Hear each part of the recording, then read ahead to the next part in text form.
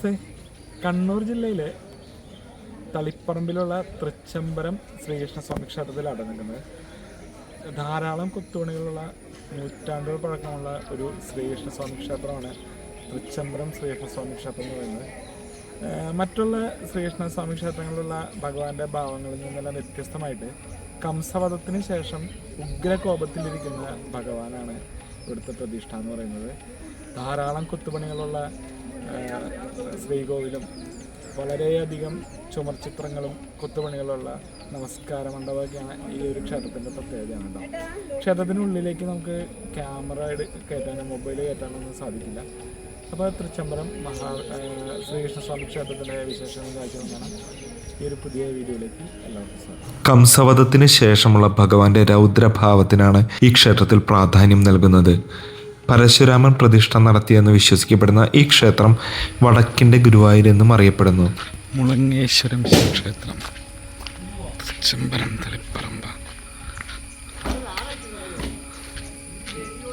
ക്ഷേത്രത്തിൻ്റെ പുറകുവശത്തെത്തി എന്നുള്ളത് നമ്മൾ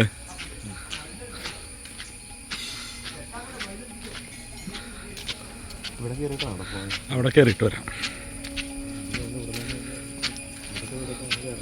അവിടെ കയറിയിട്ട് വരാടാ, തിരിച്ചു വന്നിരിക്കുന്നത്. തിരുശംബര എന്ന പേരിൽ നിന്നാണ് തൃച്ചംബരം എന്ന പേരുണ്ടായതത്രേ. ശംബര മഹർഷി തപസ് ചെയ്തിടം തിരുശംബരം. പണ്ട് ഈ പ്രദേശം ശംബരവനം എന്നറിയപ്പെടുന്ന വലിയൊരു വനമായിരുന്നു. ഇവിടെ ശ്രീ ശംബര മഹർഷി ഭഗവത് ദർശനത്തിനായി വർഷങ്ങളോളം തപസ്സനുഷ്ഠിച്ചു. മഹർഷിയുടെ തപസ്സിൽ സന്തുഷ്ടനായ ഭഗവാൻ ഇവിടെ പ്രത്യക്ഷപ്പെടുകയും പിന്നീട് ഈ സ്ഥലം തൃച്ചംബരം എന്ന പേരിൽ അറിയപ്പെടുകയും ചെയ്തു. കംസവധത്തിന് ശേഷമുള്ള ഭഗവാൻ കൃഷ്ണനാണിവിടെ. അതിനാൽ രൗദ്രഭാവത്തിലാണ് പ്രതിഷ്ഠ. കിഴക്കോട്ടാണ് ദർശനം. ഏകദേശം 4 അടിക്കും 5 അടിക്കും ഇടയിൽ ഉയരമുള്ള വിഗ്രഹത്തിന് 2 കൈകളേ ഉള്ളൂ. ഗുരുവായൂരുള്ള വിഗ്രഹത്തേക്കാൾ അല്പം ഉയരം കൂടുതലാണ് ഇവിടത്തേതിന്. മറ്റു ക്ഷേത്രങ്ങളിൽ നിന്ന് വ്യത്യസ്തമായി ഇവിടെ നിർമ്മാല്യ ദർശനം ശുഭകരമല്ല. രൗദ്രഭാവത്തിലുള്ള ഭഗവാനായതിനാൽ നട തുറക്കും മുൻപേ തിടപ്പള്ളി തുറന്ന് നിവേദ്യം തയ്യാറാക്കുന്നു. കയ്യിൽ നിവേദ്യവും പിടിച്ചാണ് മേൽശാന്തി നട തുറക്കുന്നത്. അഭിഷേകം കഴിഞ്ഞാൽ ഉടനെ തന്നെ നിവേദ്യം നടത്തണം. നിർമ്മാല്യ ദർശനം ശുഭകരമല്ലാത്ത കേരളത്തിലെ ഏക ക്ഷേത്രമാണ് തൃച്ചംബരം ക്ഷേത്രം. ഇവിടെ ഉപദേവതകളായി ക്ഷേത്രമുറ്റത്ത് 4 വശവും വെള്ളത്താൽ ചുറ്റപ്പെട്ട ഒരു ദുർഗാക്ഷേത്രവും, നാലമ്പലത്തിനുള്ളില് കന്നിമൂലയിൽ ഗണപതിയും, ഇടതുഭാഗത്തായി വിശ്വക്സേനൻ എന്ന പരിചാരകനും, വടക്കു പടിഞ്ഞാറേ മൂലയിൽ മഹാദേവനും, തെക്കു പടിഞ്ഞാറേ മൂലയിൽ ശാസ്താവും കുടികൊള്ളുന്നു. ക്ഷേത്രമുറ്റത്ത് നിൽക്കുന്ന ഇലഞ്ഞി മരത്തില് ഒരിക്കലും കായ്കൾ ഉണ്ടാകാറില്ലത്രേ. ഇതിന് പിന്നിലും ഒരു ഐതിഹ്യമുണ്ട്. ഒരിക്കൽ ഈ മരച്ചുവട്ടിൽ നിന്ന് തപസ് ചെയ്യുകയായിരുന്ന ഒരു സന്യാസിയുടെ ദേഹത്ത് ഇലഞ്ഞിപ്പഴങ്ങൾ വീഴുകയുണ്ടായി. ഇലഞ്ഞിപ്പഴങ്ങൾ വീണ വേദനയിൽ പുളഞ്ഞ സന്യാസിയുടെ പ്രാർത്ഥനയിൽ മാനിച്ച് ഭഗവാൻ ആ മരത്തിൽ ഇനി ഒരിക്കലും ഫലങ്ങൾ ഉണ്ടാവുകയില്ല എന്ന് പറഞ്ഞു അത്രേ.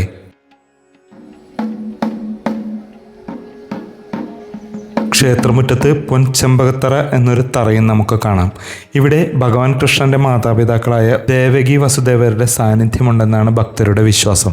കംസവധത്തിന് ശേഷം കാരാഗ്രഹത്തിൽ നിന്നും മോചിതരായ ദേവകിക്കും വസുദേവർക്കും തങ്ങളുടെ മക്കളായ കൃഷ്ണന്റെയും ബലരാമന്റെയും ബാലലീലകൾ കാണാൻ സാധിക്കാത്തതിൽ അതിയായ വിഷമമുണ്ടായി. അവരുടെ പരിഭവം കേട്ട ഭഗവാൻ കലിയുഗത്തിൽ തൃച്ചംബരം ക്ഷേത്രത്തിലെ ഉത്സവ ദിനങ്ങളിൽ തങ്ങൾ ബാലലീലകൾ ആടുമെന്നും അന്ന് അവിടെ വന്നാൽ അത് കാണാമെന്നും മാതാപിതാക്കൾക്ക് വരം നൽകിയത്രേ. ഈ വിശ്വാസത്തിന്റെ അടിസ്ഥാനത്തിൽ തൃച്ചംബരം ക്ഷേത്രത്തിലെ പ്രശസ്തമായ വാർഷിക ഉത്സവകാലത്ത് ശ്രീകൃഷ്ണ ബലരാമന്മാരുടെ തിടമ്പേറ്റിയുള്ള നൃത്തവും കൂട്ടത്തിലോട്ടം തുടങ്ങിയ ചടങ്ങുകളും നടക്കുമ്പോൾ ദേവകിയും വസുദേവരും ഈ ചെമ്പകത്തറയിലിരുന്ന് മക്കളുടെ ബാലലീലകൾ കണ്ട് ആനന്ദിക്കുന്നു എന്നാണ് സങ്കല്പം. കംസനെ വധിച്ച ശേഷം ക്ഷീണിതനായി ഓടിയെത്തിയ ശ്രീകൃഷ്ണന് അമ്മ ദേവകി പഴഞ്ചോറ് നൽകിയെന്നാണ് വിശ്വാസം. ഇതിന്റെ ഓർമ്മയ്ക്കായി ക്ഷേത്രനട തുറക്കുമ്പോൾ തന്നെ ആദ്യം വെള്ളനിവേദ്യം നൽകുകയും അതിനുശേഷം അഭിഷേകം നടത്തുകയും ചെയ്യുന്ന പതിവുമുണ്ട് ക്ഷേത്രത്തിൽ. ഇവിടുത്തെ ഉത്സവത്തിൻ്റെ പ്രത്യേകത എന്ന് വെച്ചാൽ ഏകദേശം 34 ദിവസത്തോളം വരുന്ന ഉത്സവമാണ് കേട്ടോ. ഇവിടെ ആന പാടില്ല എന്നൊരു പ്രത്യേകതയുണ്ട്. ഇവിടെ ഉഗ്രകോപത്തിലിരിക്കുകയാണ്. ക്ഷേത്രത്തിൻ്റെ മുൻപിൽ കൂടെയുള്ള വഴിയിൽ കൂടെ പോലും ആന പോകാൻ പാടില്ല എന്നാണ് പറയുന്നത്. പിന്നെ ഇവിടുന്ന് കുറച്ചങ്ങോട്ട് മാറിയിട്ട് 7-8 കിലോമീറ്റർ മാറിയിട്ട് ഒരു ബലരാമസ്വാമിയുടെ ഒരു ക്ഷേത്രമുണ്ട് അത്രേ. ഉത്സവത്തിന് അവിടെ നിന്ന് ഇങ്ങോട്ട് വരും അത്രേ. അത് ആനയല്ല, തിടമ്പ് ഓടിയ കൊണ്ടുവന്നേന്ന്. എന്നിട്ട് പിന്നെ അതിനുശേഷം ഇവിടെ നിന്ന് രണ്ടുപേരും പിരിയുന്ന ചടങ്ങൊക്കെ ഗംഭീരമാണ്.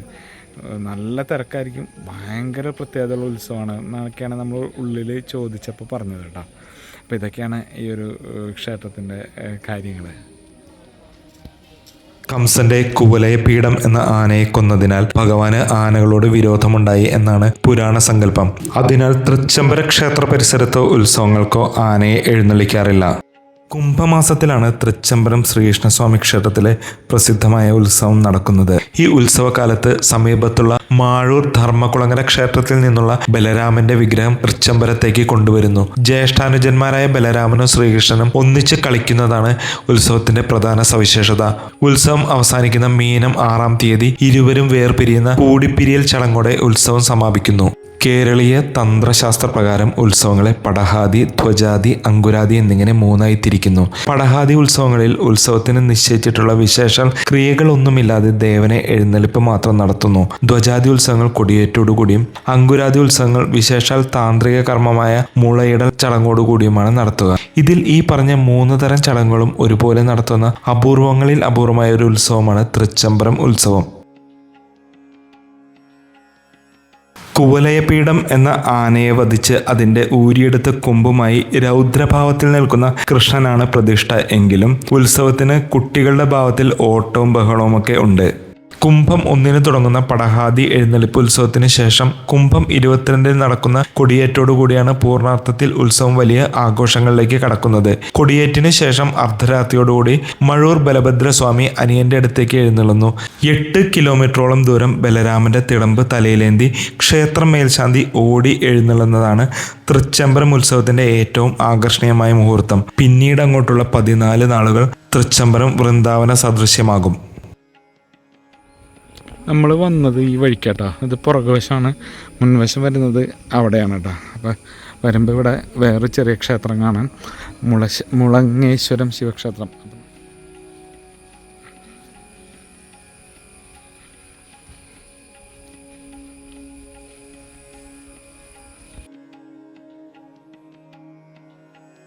നമ്മൾ തളിപ്പറമ്പ് രാജരാജേശ്വര ക്ഷേത്രത്തിലും പിന്നെ കാഞ്ഞിരങ്ങാട് വൈദ്യനാഥ ക്ഷേത്രത്തിലും ഇവിടെ വന്നപ്പോൾ TK ദേവസ്വം എന്ന് എഴുതി വെച്ചിട്ടുണ്ട്. അതെന്താണെന്ന് വെച്ചാൽ തളിപ്പറമ്പ്, തൃച്ചംബരം, കാഞ്ഞിരങ്ങാട് അങ്ങനെ 3 ക്ഷേത്രങ്ങൾ ചേർന്ന ദേവസ്വമാണ് TK ദേവസ്വം കേട്ടോ.